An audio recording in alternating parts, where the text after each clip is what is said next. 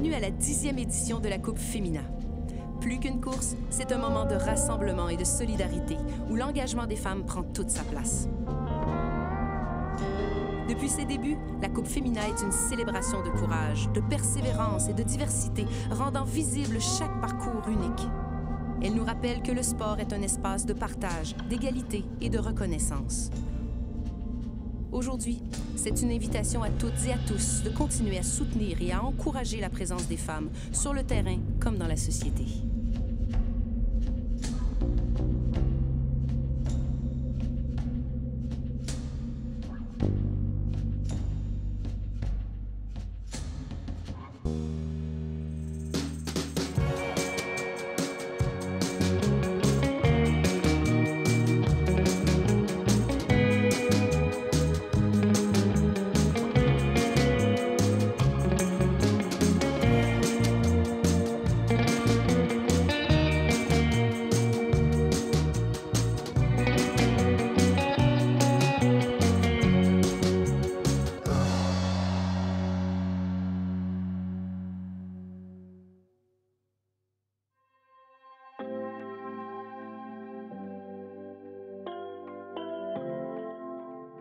Dix ans de voile féminin, 10 ans de passion, 10 ans à faire la place aux femmes dans un environnement majoritairement masculin. On est vraiment, mais vraiment fiers de vous.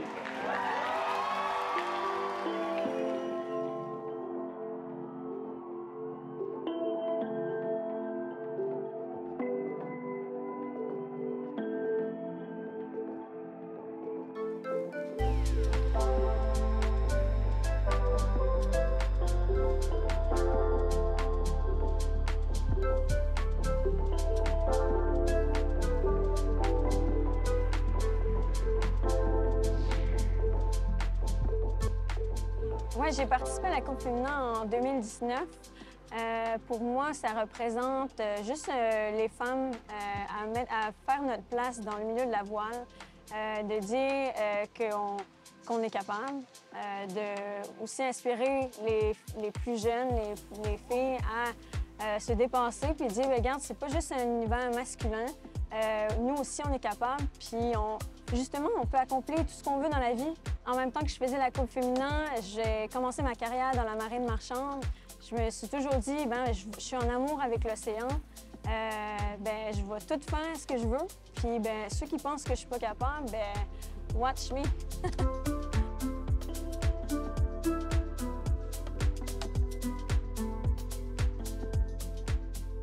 Je sais pas à quel point le monde de la voile est inclusif. Je suis arrivée grâce à Michel Quentin au mois de mai. Et comme c'était très ouvert pour les femmes, j'ai tout de suite été pris dans les bras de la voile. J'ai tout de suite été accueillie à bras ouverts. Mais après beaucoup de discussions avec d'autres skippers, j'ai appris qu'il y avait certains moments où on pouvait être mis en arrière parce qu'on était une femme. Mais pour ma part, je ne l'ai jamais vécu. L'année passée, on a pris le cours d'initiation à la course. Fait que là, c'était ma première course avec juste des femmes. Fait qu'on a sorti le voilier, le clébard pour la première fois du quai avec juste des femmes à bord sans un homme. Fait que c'était comme une première étape très, très fière, puis on a fait un podium. Puis là, cette année, là, j'ai monté la barre, j'ai mon voilier à moi qui est un CNC 27. Fait que j'ai décidé de le skipper, de me trouver un équipage. Puis pour rajouter au défi, j'ai fait aussi le Femina Challenge hier. Puis hier, ça a vraiment, vraiment bien été, là. Fait que nous autres, quand j'ai formé mon équipe, on s'est dit on va être comme les outsiders, là, les négligés là, de la course, parce que dans les faits, il y a des filles vraiment bonnes, là, qui courent depuis longtemps, puis ils sont excellentes, puis ont des bons bateaux. Puis en tout cas, on a hâte à voir les résultats, mais on sait que ça a bien été. Nous autres, on était super fiers hier de nous autres. Puis aujourd'hui, on a parti notre course aussi, Femina Challenge, puis on a réussi à passer la ligne en premier. Fait que ça, grande fierté aussi.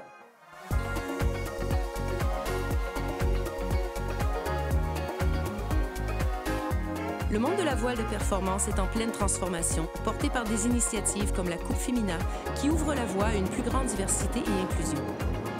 Cédric de Kervé-Noël, président de la classe 40, nous partage son point de vue sur cette évolution positive. Je pense vraiment qu'il y a un tournant qui s'est fait et qui fait qu'aujourd'hui, il y a une vraie volonté de pouvoir faire naviguer les femmes. Après ça, ça prend le temps que ça prend.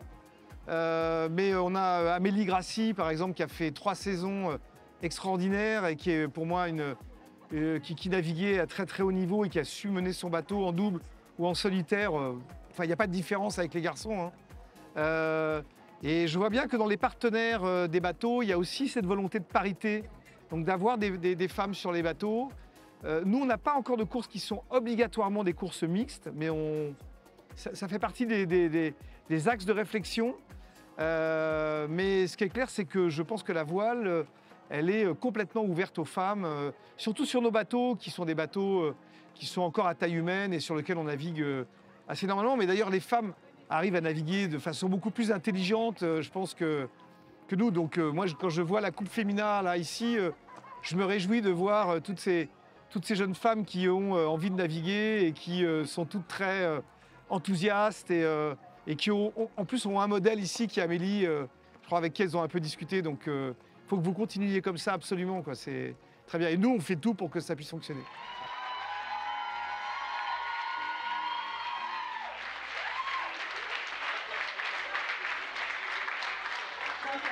Olivier, avec nous, on a 2 membres de notre équipage du Féminin Océan Challenge.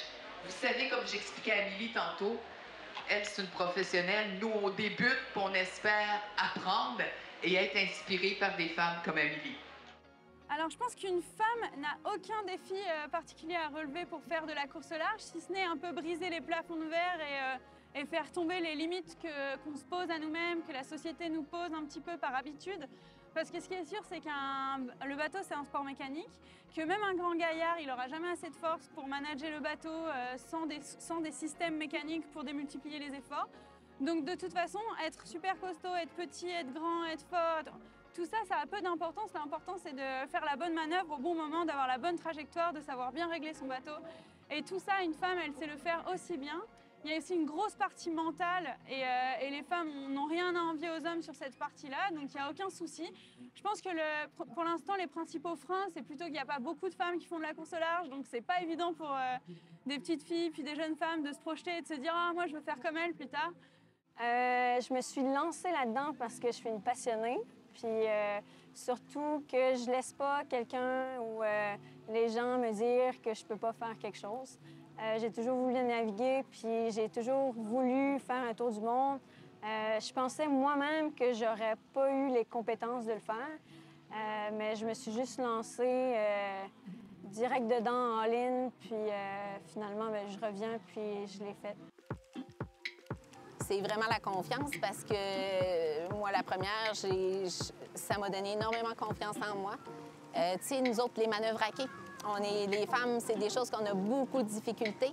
C'est pour ça que la classe évolution a été formée. C'était pour permettre qu'il y ait un homme qui puisse sortir et rentrer le bateau. Mais après ça, ce qu'on voit, c'est que là, il y a vraiment, justement, une évolution. Puis que là, les femmes, ils prennent confiance, puis ils sortent leur bateau, puis ils rentrent leur bateau.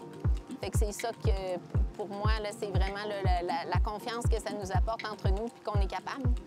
Puis l'énergie de toutes les femmes aussi pour ce week-end-là qui sont fières d'elles.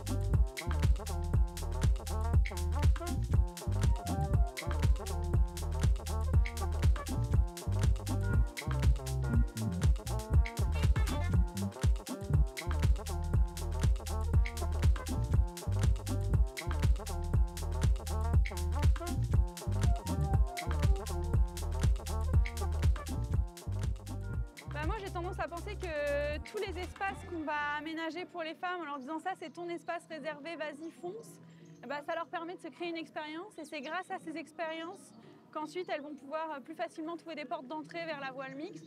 Donc j'aime beaucoup les événements comme la Coupe Femina, ça me donne des frissons de voir 160 femmes qui ont couru sur cet événement, c'est super. Après, il y a beaucoup de courses au large qui commencent à imposer des quotas, une femme à bord par exemple. Et ça, je pense que dans un sens, on est un peu obligé de passer par là et que c'est pas mal parce que les femmes, elles se créent une expérience, elles rencontrent des gens et on sent que ça brise un peu les habitudes et qu'après les mecs les réinvitent sur des courses où ils sont pas obligés d'avoir des femmes. Donc voilà, ça crée du lien, ça permet de créer des expériences et je pense que c'est des éléments importants pour booster le développement de la voile féminine.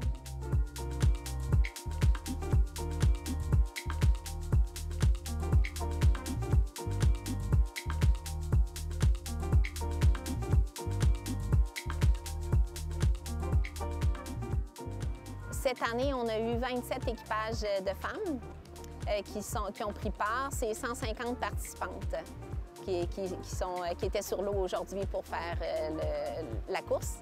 Puis on avait des équipages hier également aussi pour le deuxième jour. Bien, j'aimerais ça que ça devienne au niveau international, que la Coupe Femina devienne vraiment au niveau international, que le monde se pousse pour s'inscrire, tout ça.